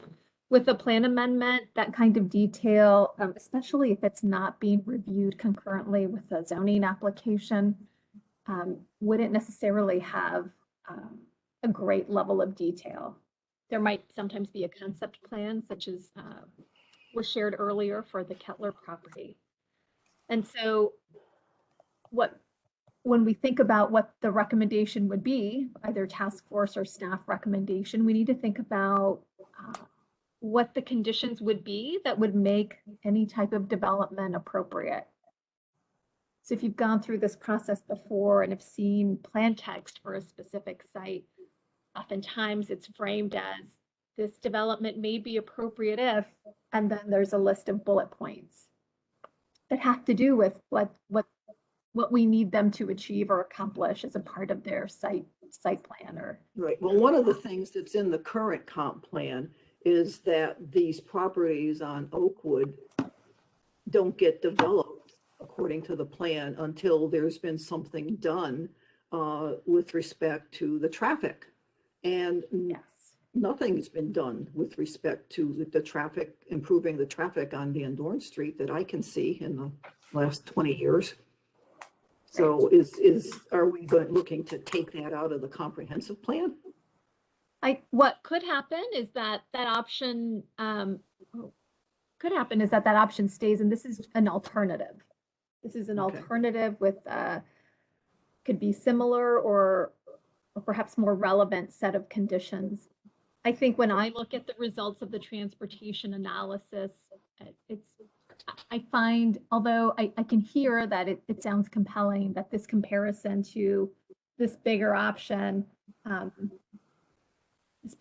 has so much development, and it has that list of conditions, including some unknown transportation improvement that would solve some of the problems. I think what's most compelling about the results of the transportation analysis is that they need to demonstrate how its own footprint on the transportation network. I think that's what staff needed to see. We needed to see that they weren't necessarily breaking the system. It's interesting. The comparison is important because we're thinking about different possible futures for this property.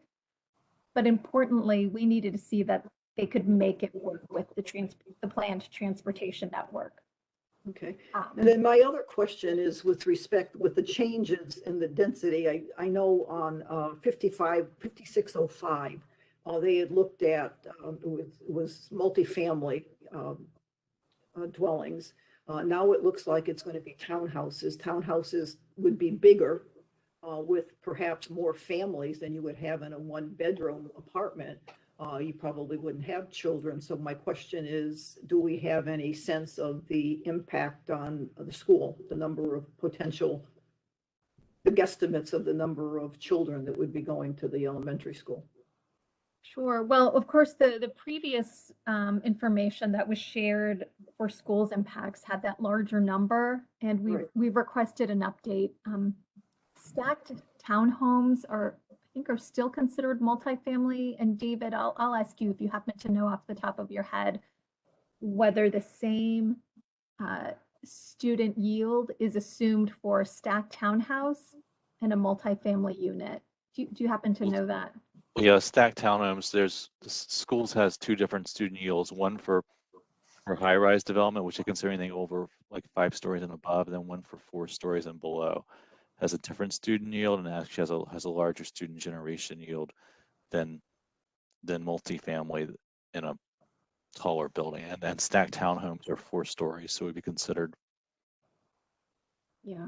Yeah. So thanks, David. And so I think that's information that, we were hoping to provide updates. Given these new concepts, we wanted to update some of that information we had shared in the past and bring that to the next meeting, kind of bringing all the considerations together.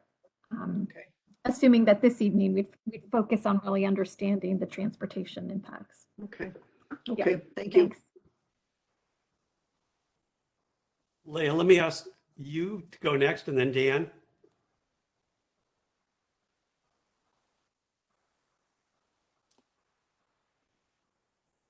There we go. Yeah, finding my unmute button sometimes is difficult. So I think part of the question that the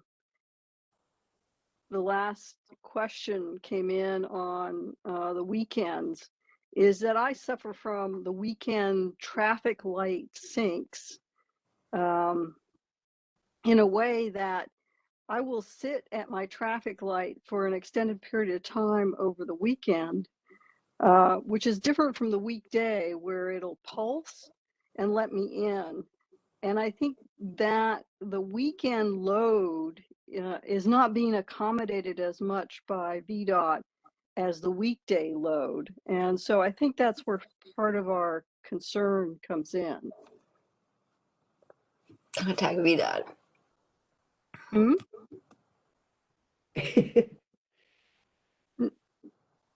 We had a problem where we actually had to go and ask them to change their timing over the weekend because of it was a 90-second wait in order to make a left-hand turn on the weekend. And that got fixed. And then they, I guess, did a different software load or something, and we had to have them fix it again. But that's part of their rule base in their computer system, I guess.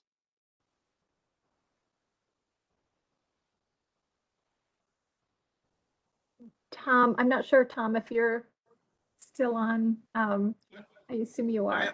I'm sorry. I'm so. trying to get my kids to go to sleep. But so I caught the last part of the question, but it was about the timing, and I know we had discussed internally, just that is. There is a tension with we call with the green time given to main roads like Vandoorne and side streets. There can be adjustments in the future. Tom, maybe what you missed is Carol said we need to contact VDOT, but there's the added complication that we're at a jurisdictional boundary. There's that additional layer of coordination that would be needed. And the interesting twist there is the city of Alexandria maintains their roads and signals. Yep. So you don't have that continuity of VDOT controlling the whole corridor. So definitely any kind of changes in the corridor will require coordination with VDOT, and they will have to be convinced, but definitely not saying it can't be done.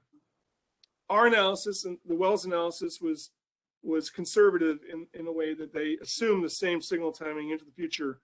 But that's why I wanted to note in there that could be better if VDOT and the county and property owners can kind of get together on improving the signal timing. Right. Thanks, Tom. And that was an important point that since that was uncertain, to err on the conservative side, we did not assume that improvement in the transportation analysis.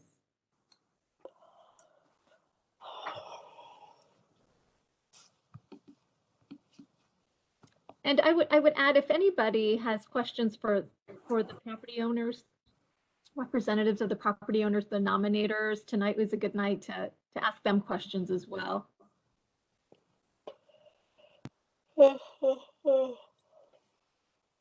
Deanna, if you want to go now.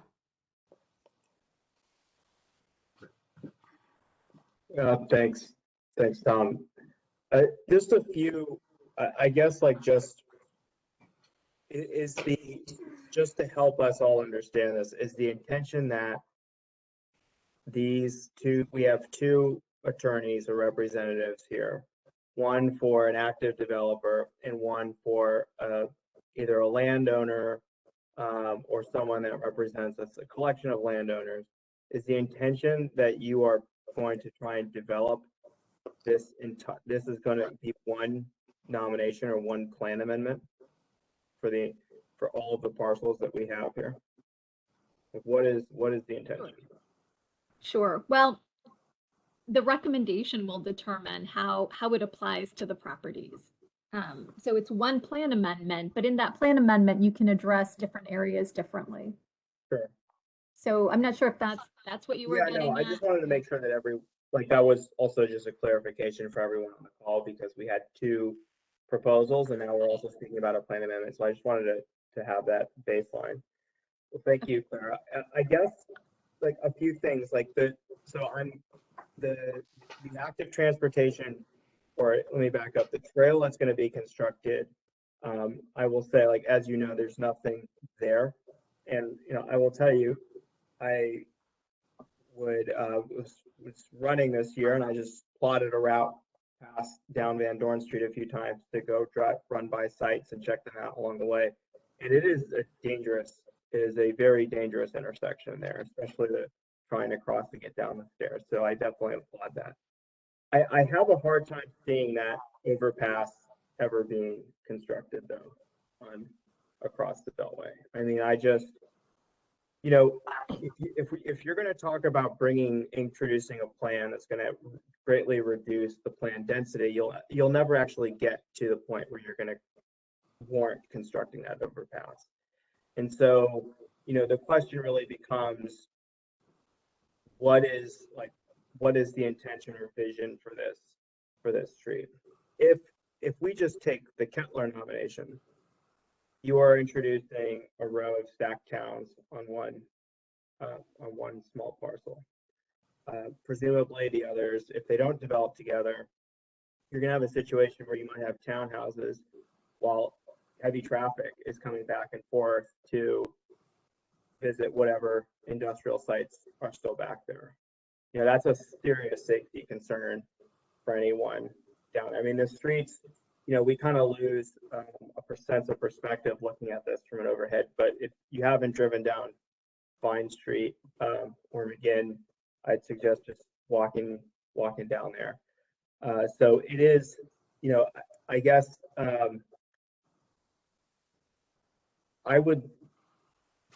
the plan amendments should prompt area-wide questions. I'm not a fan of plan amendments just for the sake of doing them to get through a particular project, a concurrent rezoning or what have you. I don't think that's the right way to do planning. But I would just say that those seem to be some clear tensions here in this proposal that I just don't, at least in my immediate reaction, I may have to chew on this for a while. I have a hard time resolving. And this isn't being directed, Clara, you're in this thing. I'm not directing this at you. But anyway, so that's just sort of my general sense of things as I listen to the conversation unfold. Is that tension between really how this site comes together. And I would also say this, just I don't think it's realistic to assume office and lodging will ever be built, especially here. I mean, Eisenhower Avenue already has there are a few vacant office buildings that are having trouble filling up, and they're adjacent to a metro station. I can't imagine ever lodging or office going in here ever. So anyway, thank you. Well, I think this would be a good, thank you so much for those points, because I think those are top of mind for staff and staff's consideration of this area. It is staff's intention to bring those same questions back to you. So now is a good time to start thinking about the phasing. These nominations came in with a question about the phasing requirement in the current comprehensive plan. And the question was, what if we remove that phasing requirement and give flexibility so that pieces could come in, whenever the landowner was able to develop a particular use.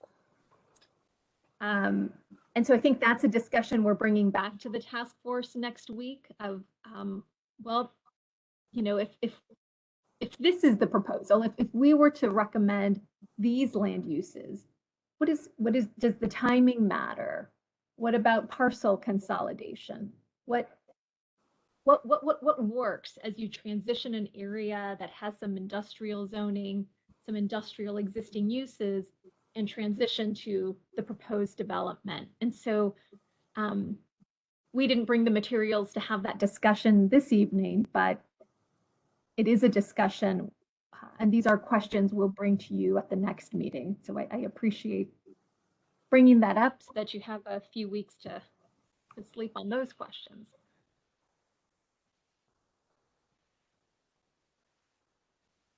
Jim, I see your hands up.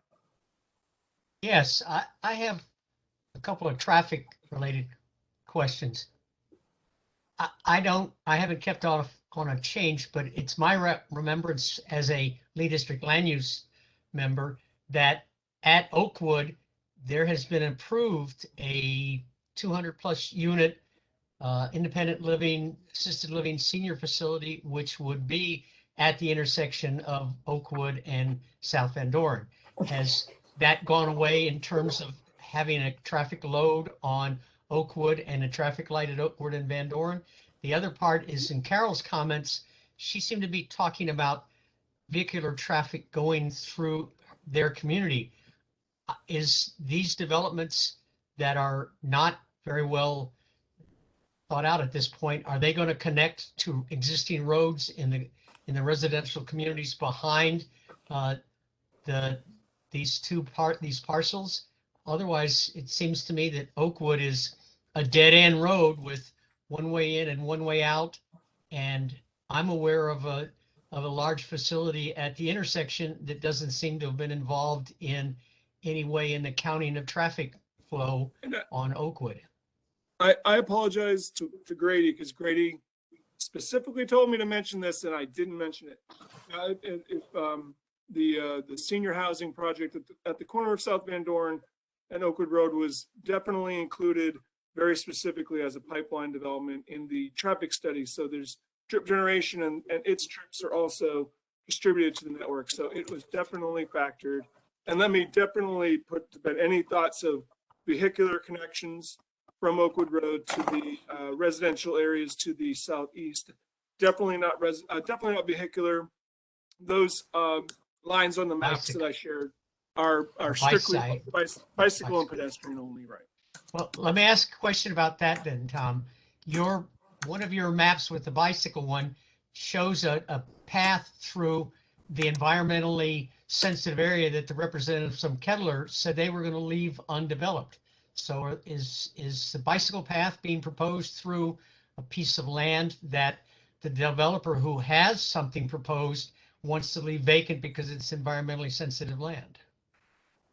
What I shared is a very high level planning study that has not gotten to the point of design. Any of those lines and proposed paths would have to get past the planning stage. And then when it's prioritized and funded, it would be designed. They would probably look at alternative alignments.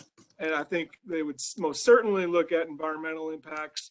If it's going down the middle of a environmentally sensitive area, I would hope they would have factored that in the planning, but to be honest, I was not involved in those early studies. We have an active transportation team that handles most of the bike ped planning, but something that we can look into, but I don't have an answer.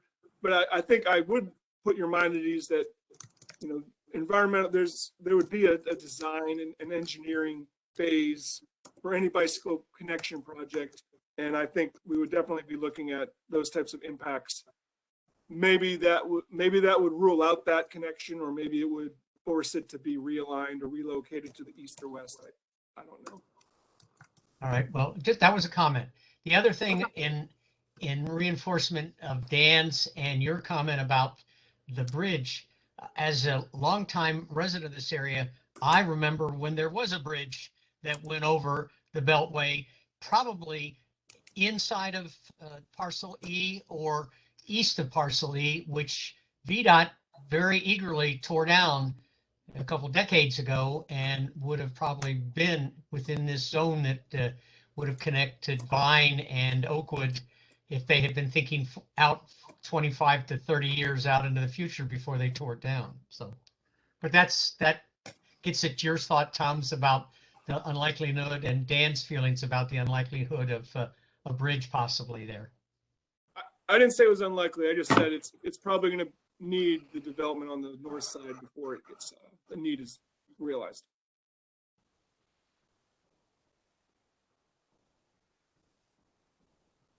Okay. I'm going to ask a question on my behalf, or behalf of my community. Do the traffic studies include all of the approved housing units at Kingstown Town Center? The plan's been amended. They're included in the plan. They've been back a couple times to have the number decreased. It's not like the Top Golf site that hasn't been approved. This is actually approved. So our travel demand models utilize land use data that our county demographers work with the Council of Governments to develop. So I can't say for sure if 100% of those units are in the background land use, but I'm pretty sure a good chunk of them would be, because, you know, we have, and Clara's actually over the team of demographers that works with the Council of Governments, and they pretty much constantly work with COG on keeping that land use forecast updated so that people within the region can have pretty reliable results from the modeling process. Okay. I would want to follow up, and I think Grady, we had discussed whether how those developments were included. I will say Fairfax County updates their population numbers every year. They do an annual report and they look at pipeline development. If Grady's still on. Yeah, I'm not sure Grady would have the answer. We actually county staff gave Grady and Wells the growth rates. Okay. So Grady didn't really use the models. We did. And we can go into the model, we can isolate that zone, and we can, like the Kingstown probably has multiple zones because it's sizable. I mean, we can try I can jump in. I actually completed the traffic studies for both the parcels M&N and parcel O in Kingstown. So we did those two residential developments in the town center, and we did not include their site trip specifically into our forecast, but like Tom said, they were included in the growth rate from the COG model as approved developments in the area. And based on the traffic distributions that we utilized in those studies, significantly less than half, like 30 to 40% of the trips from the town center are anticipated to travel north on Vandoorne, which would start to travel towards Oakwood, north on Vandoorne, and be in the study area that we're focusing on. So those trips were included as part of the background rate, and what those rates were developed by is we multiplied them from the existing counts between 2019 and 2021 for over 20 years to get to the 2045 build out. So not only were those trips included, but any other potential development that might happen in the meantime in the area would also be included in those estimates. Thank you, Grady. That's a great answer. Are there any other questions? I don't see any other hands. There's a question in the chat about asking if traffic studies take into consideration delivery trucks or unknown frequency of delivery trucks, Amazon Prime, groceries, as So trip generation generally does include, trip generation for the uses that would have delivery trucks typically would include any and all types of trips to and from those sites. So I would say that we're covered, but I don't know if Grady would. Yep. So these kind of delivery trips are included in the trip generation rate. So the trip generation rates are based on anyone that comes to or from the site. What we often see is more of the focus of design of these kind of trips is the circulation functionality of how they arrive and park and distribute their whatever they are delivering. And I think that's something that we would have to design farther down the process once we get to more detailed site plans. And something that we'd definitely be focused on at that point. But as far as their overall congestion impacts, they are included in the estimates that we analyzed. And I know we're coming up on time. I know we have a couple more agenda items, but if there continue to be questions that you think of after the meeting, I would encourage you to, if this is okay, send them to the chair, who can then forward them to staff, and we can, I see, maybe, will that work? Or unless the task force has a different mechanism for getting questions to staff. No, I think that would work. Okay, thank you. We didn't prepare for that question, but thanks for being agreeable. I know we needed to talk about future meetings and scheduling. Yeah. And I was going to see if who on staff wants to talk about that.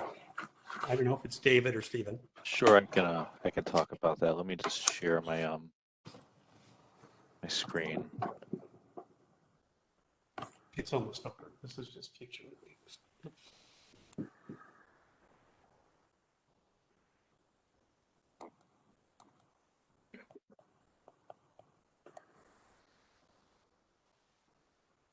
All right, so before you is the potential next steps for the Vandoorne TSA plan amendment. At the next meeting in March, staff will, and that's March 7th, staff will review the land use analysis with the task force. After that, at the April meeting, we will continue the discussion with the task force recommendation, which may include the review of draft plan text.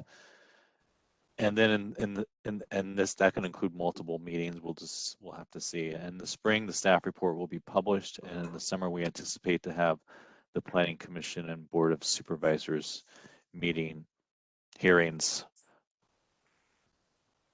So one other, I guess what we need to discuss next is, and I guess Tom, you may have to also weigh in on this, is March 7th is our last scheduled task force meeting. So we need to put more meetings on the schedule, more meetings after moving forward. And a few dates we have, or potential dates we have, is Monday, March 28th, and or April 4th. So I guess we need to figure out when's the best time to schedule the next meeting after March 7th. When's Easter Sunday? I didn't find any appointments for. When is Easter Sunday? Easter Sunday is April Easter 17th. is on Sunday, April 17th, 2022.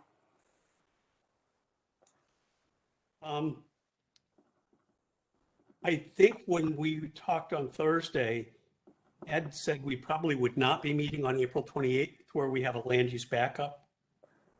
So in terms of land use, there's no conflict with either date. So March 28th or April 4th would probably, there's no conflict with the Lee Land Use Committee. Is that what I'm hearing? Yeah. Okay.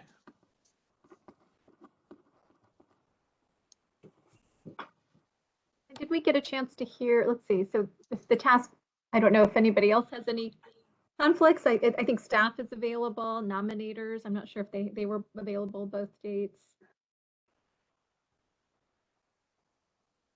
That works for us. I know schools have different weeks for spring break. I noticed some school. I think the spring break is the week before Easter, which would be the 11th through the 15th. 15th is Good Friday. I just had this. Also Passover? Yeah, Passover. So I just had this discussion for another reason of planning another meeting unrelated to this. So probably that week of the 11th, we should not be doing any meetings. Sounds like maybe, okay. Well, let's see. Since we've been doing one a month, do we just want to plan on April 4th? Yes.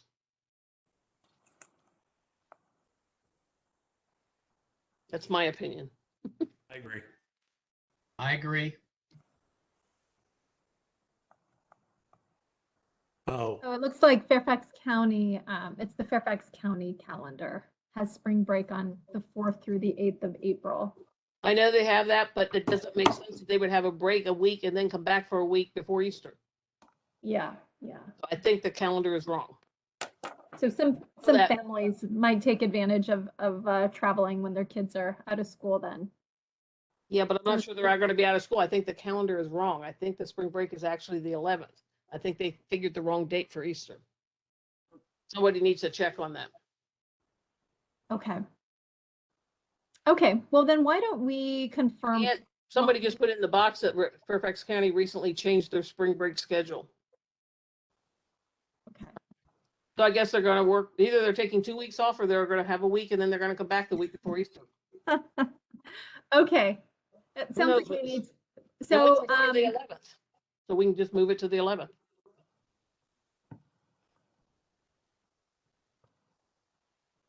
I have a conflict.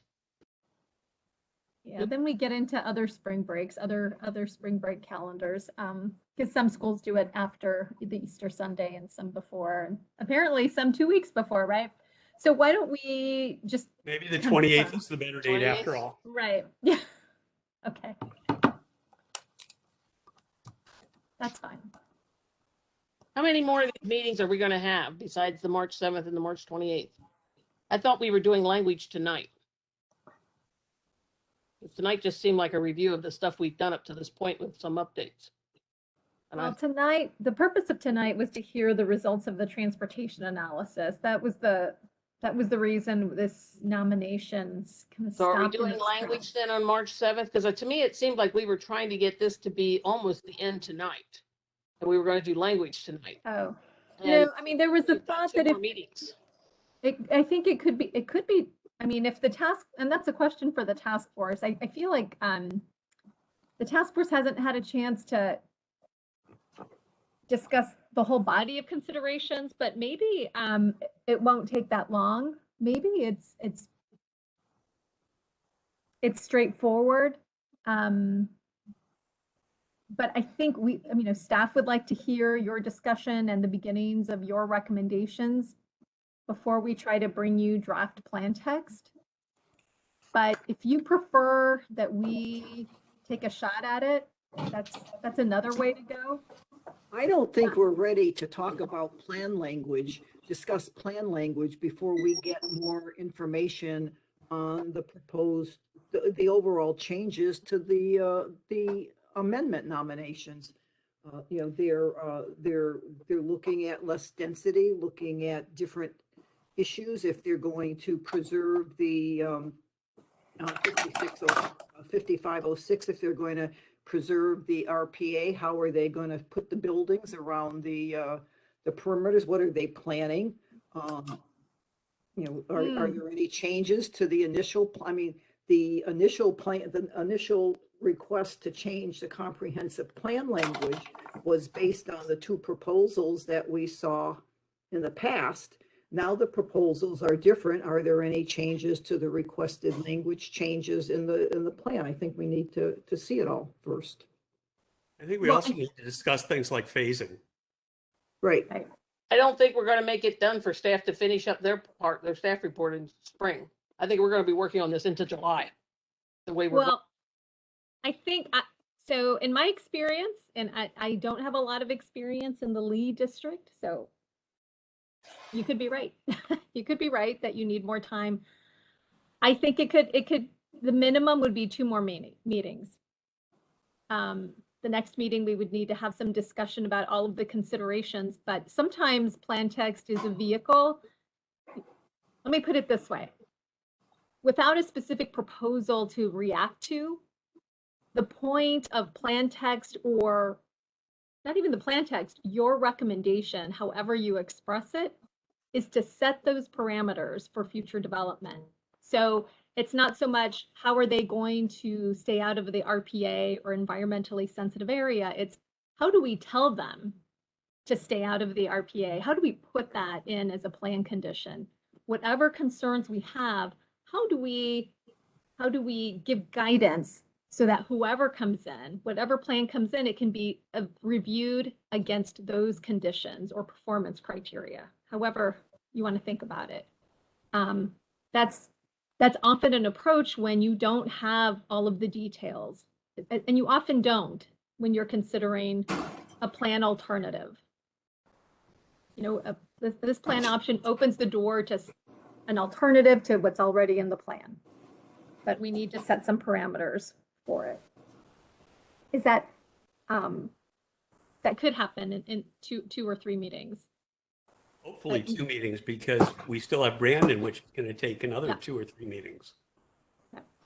So I think it's probably, I think we can lead a discussion about a lot of the questions that came up tonight that I think we had already anticipated, like how this transition happens, given the existing industrial zoning and industrial uses.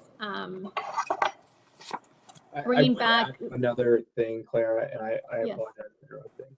One of the other, I mean, we haven't discussed it. I'm sure staff on this, but an area of serious concern on this side is stormwater controls too. I mean, we are taking, presumably, there will be undisturbed land that is forested that we are now going to be filling with impervious surface and townhomes, and it runs right into Cameron Run, and that's where the runoff.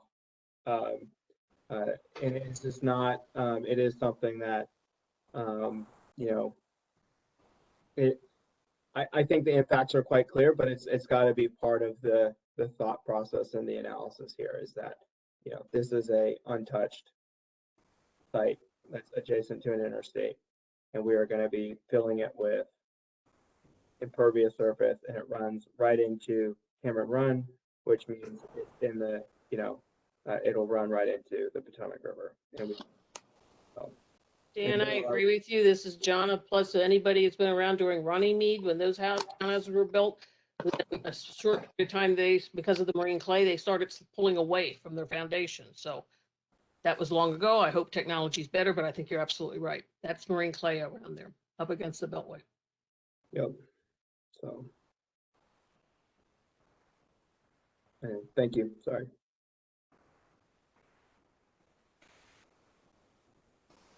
Well, do we have a date for the next meeting? Well, we have the 7th, right? But I assume you mean the following meeting that we needed to schedule. Yeah. It sounds like the 28th might be the best choice. So the 7th and the 28th. And it sounds like there are a few weeks in April that we need to avoid.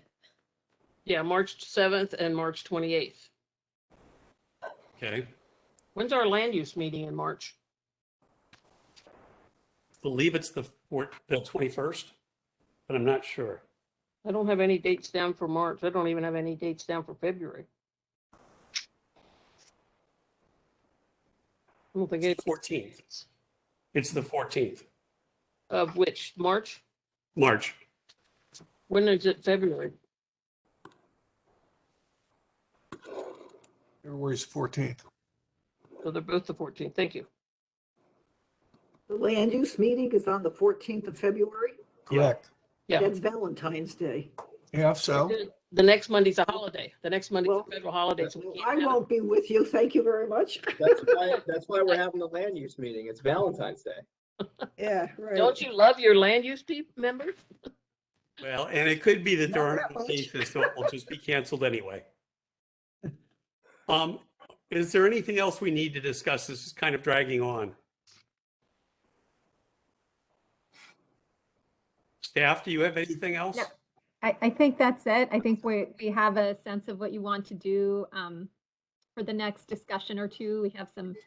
We promised you some updates to schools information and some of the other impacts analysis. And we have the big picture land use questions and some additional ones from this evening, like stormwater. transitions, parcel consolidation. It will be time to think about what a recommendation could be. Thank you. Hearing no other issues, it's 9 o'clock. Do I hear a motion to adjourn? I move that So we moved. adjourn. Second. All in favor? Aye. Aye. Okay. See everybody later. Aye, thank you. David, and Stephen, I guess we need to make sure we copy the